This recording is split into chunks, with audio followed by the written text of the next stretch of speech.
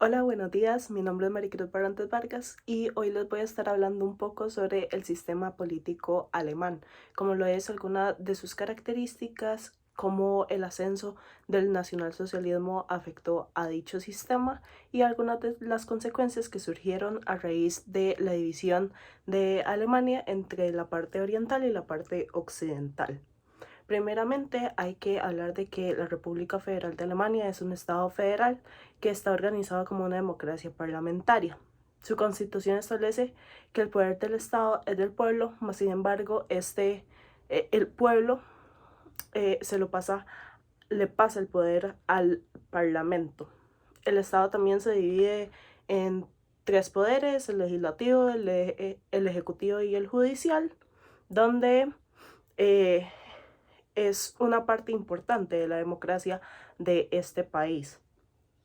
También como primer poder, el poder legislativo se refiere a los parlamentos, mientras que el ejecutivo se refiere a los gobiernos, donde el poder judicial tiene su misión principal o el objetivo principal es la administración de la justicia, por lo que el papel de los jueces y las juezas es un papel muy central, muy neutral, ya que ellos se basan de las leyes para eh, tomar sus decisiones, ¿verdad? Su tribunal, bueno, el tribunal más grande que posee este país es la Corte Constitucional Federal,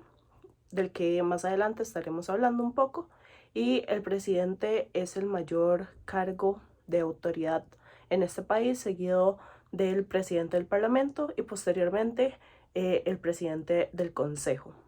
Hablando del Consejo, ahora vamos a hablar sobre el Consejo Federal. Son personas nombradas y retiradas por los gobiernos regionales, cuenta con 69 miembros, es una representación, proporcional a la población regional.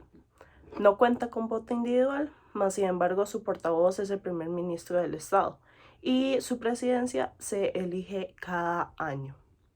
Seguidamente, el Parlamento Federal es un órgano federal supremo legislativo, cuenta con una cámara baja,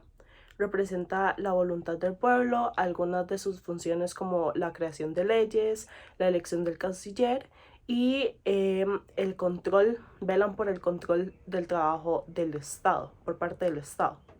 Cumple con periodos cada 4 años y tiene una cantidad de miembros totales de 736 miembros. Seguidamente, la Corte Constitucional Federal es un órgano encargado de controlar la constitucionalidad alemana. Cuenta con dos senados de 8 miembros cada uno y lo pueden apelar ya sea tanto las instituciones como la propia ciudadanía, lo cual habla muy bien de este país, puesto que el pueblo tiene también la potestad, el,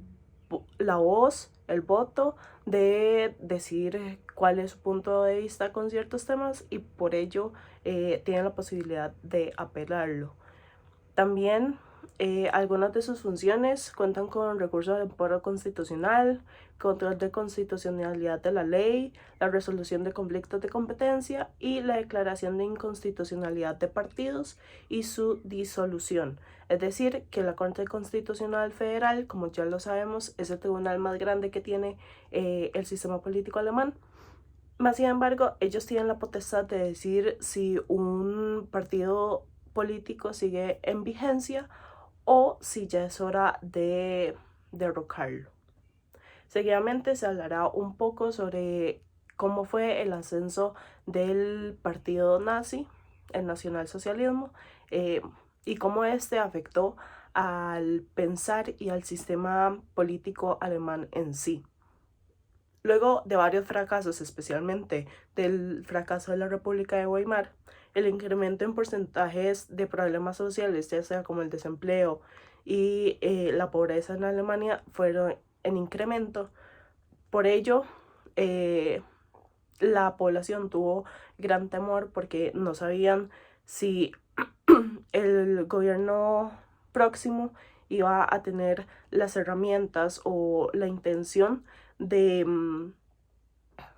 reducir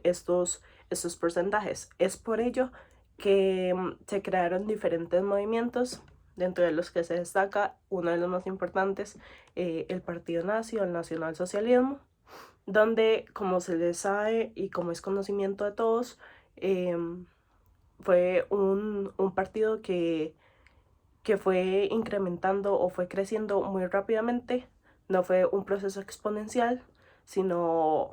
muy rápido. Entonces, es lo que se conoce a hoy en día por lo que pasó a Alemania gracias a Hitler.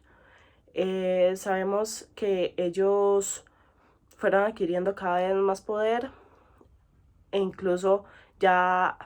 llegó a un punto donde ya no era una democracia, sino una dictadura, privando así a personas. Ya no se velaba por la igualdad de oportunidades, por la reducción del desempleo, la pobreza, los problemas sociales que Alemania estaba enfrentando, sino que se violaban algunos derechos humanos, como lo es el derecho a la libertad, puesto que ellos tenían que pasar horas trabajando para el gobierno, el ejército, etcétera.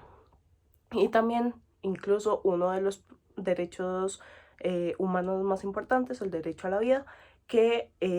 también se vio sumamente afectado gracias a lo que conocemos como el gran acontecimiento del Holocausto, que fueron la muerte de